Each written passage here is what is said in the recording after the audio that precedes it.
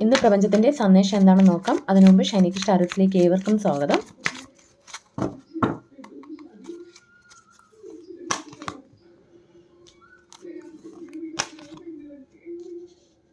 നിങ്ങളെ സ്നേഹിക്കുകയും ഇഷ്ടപ്പെടുകയും ചെയ്ത ഒരു വ്യക്തി, അത് നിങ്ങളുടെ റിലേഷൻഷിപ്പിലുള്ള ഏതൊരു വ്യക്തിയാവാം, ഒരു ഫ്രണ്ട് ആവാം, അതുപോലെ നിങ്ങളുടെ ഒരു കരിയറിലുള്ള ഒരു വ്യക്തിയായിരിക്കാം. നിങ്ങൾ എന്തായാലും ആ വ്യക്തി ഒരുപാട് വിശ്വസിച്ചിരുന്നു, സ്നേഹിച്ചിരുന്നു. ബട്ട് ഇപ്പോൾ എന്താണെന്ന് വെച്ചാൽ ആ വ്യക്തി നിങ്ങൾക്ക് എഗെയിൻസ്റ്റ് ആയിട്ടിരിക്കുന്നു. നിങ്ങളോട് ഒരു മത്സരിക്കുന്ന എനർജി, കോമ്പറ്റീഷൻ, നിങ്ങളെ ജയിക്കുക, അങ്ങനെയൊക്കെ ഉള്ള ഒരു മൈൻഡ് സെറ്റിലാണ് ഇരിക്കുന്നത്.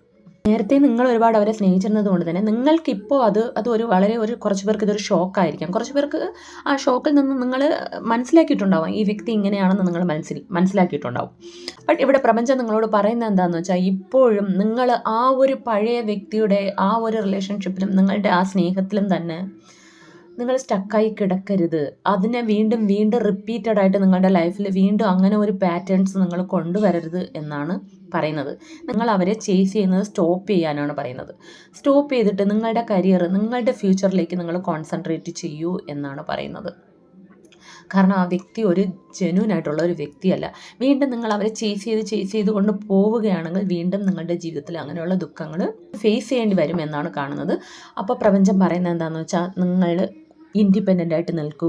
നിങ്ങളെ സ്വന്തം കാലിൽ നിങ്ങൾ വളരെ സെൽഫ് ലവ് ചെയ്ത് പ്രാക്ടിക്കലായിട്ട് ചിന്തിച്ച് നിങ്ങളുടെ സന്തോഷം നിങ്ങൾക്കുള്ളിലാണെന്നുള്ള സത്യം മനസ്സിലാക്കി നിങ്ങൾ ആ ഒരു ടോക്സിക് ആയിട്ടുള്ള സിറ്റുവേഷനോ അല്ലെങ്കിൽ റിലേഷൻഷിപ്പോ എന്താണോ, അല്ലെങ്കിൽ നിങ്ങളുടെ പാസ്റ്റ് ലൈഫിൽ നടന്ന കുറേ പ്രശ്നങ്ങൾ നിങ്ങളെ ഇപ്പോഴും അലട്ടിക്കൊണ്ടിരിക്കുന്നെങ്കിൽ അതിൽ നിന്നെല്ലാം നിങ്ങളോട് പുറത്തു വന്ന് ഇപ്പോഴുള്ള നിങ്ങളുടെ കരിയറിലും നിങ്ങളുടെ ആരോഗ്യമായിരിക്കാം, അല്ലെങ്കിൽ നിങ്ങളുടെ ഇപ്പോഴുള്ള എന്താണോ അതിൽ കോൺസെൻട്രേറ്റ് ചെയ്ത് നിൽക്കുമ്പോൾ നിങ്ങൾക്ക് സന്തോഷവും മണിയും സക്സസ്സും ഒക്കെ വരുമെന്നാണ് പ്രപഞ്ചം പറയുന്നത്.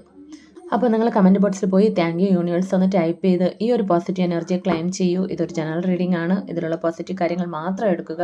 Thanks for watching.